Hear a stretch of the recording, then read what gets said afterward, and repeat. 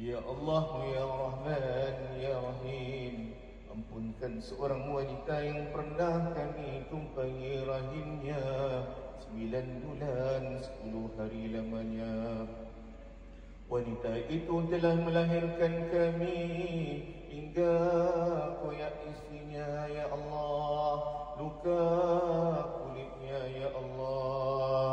Tumpah darahnya, Ya Allah. Bercucuran air matanya, menahan sakit dan derita. Itulah ibu kami, Ya Allah. Demi Al-Quran yang kami baca tadi, keberkatannya ampunkan ibu itu, Ya Allah. Ampunkan ibu yang tidak pernah kenyang makan minumnya kerana mengenyangkan kami. Ampunkan ibu yang tidak pernah lena tidurnya kerana mengenyakkan tiduran kami. Ampunkan ibu yang tidak berkisah langsung dengan sihat sakitnya kerana menjaga kebajikan kami. Ampunkan ibu mulia sungguh dirinya, sudi membasuh mencuci kotoran dan najis kami, Ya Allah.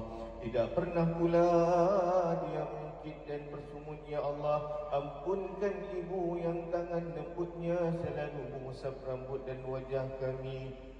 Hari ini wajahnya nampak urat-urat tua memamah dirinya, Ya Allah. Ya Allah, ampunkan pula seorang lelaki yang dibintikan nama kami dengan namanya. Itulah ayah kami, Ya Allah. Manusia yang mengajar kami, asyhadu an la ilaha illallah, asyhadu anna Muhammadar Rasulullah. Dengannya kami kenal ketegasan di dunia ini, kami kenal peraturan dan manhaj hidup ini, Ya Allah. Kami kenal Engkau Tuhan kami kenal Nabi-Mu utusan-Mu, Ya Allah. Kami kenal bahawa akidah yang sebenarnya mesti dipegang sehingga akhir hayat kami. Ya Allah, ampunkan ayah kami yang tidak selalu memahami dirinya. Ampunkan ayah yang air matanya hanya untuk-Mu.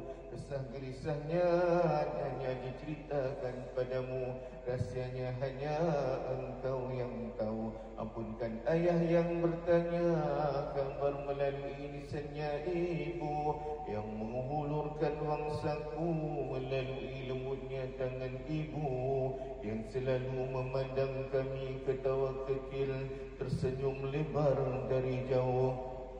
Tetapi apabila didekati wajahnya tegas mendidik kami. Hingga hari ini apabila kami jadi ayah ibu, kami baru mengenali itu ayah sebenarnya, Ya Allah. Andai kata mereka berdua masih ada, Engkau sihatkan mereka, panjangkan umur mereka dalam kewajiban kewarasan, Ya Allah. Ya Allah, tambahkan padanya ketabahan dan keimanan, ketakwaan, Ya Arhamar Rahimin. Andai kata Engkau mahu ambil dia mereka berdua dari kami, jangan Engkau sakiti mereka, Ya Allah. Jangan sakarat itu membebankan mereka, Ya Allah, seperti mereka selalu mendudukan kami, Ya Allah. Lembutkan urusan itu, Ya Allah. Andai mereka telah pergi bertemu denganmu, lapangkan kuburan mereka, indahkan mereka dari kegelapan yang lahat ke dalam syurga-Mu yang luasnya tidak terperi. Kurniakan mereka nikmat yang abadi. Rabbana atina fid dunya hasanah wa fil akhirati hasanatan wa qina adzaban nar. Wa sallallahu ala sayyidina Muhammadin nabiyyi wa ala alihi wa sahbihi wa barik sallam. Walhamdulillahi rabbil alamin.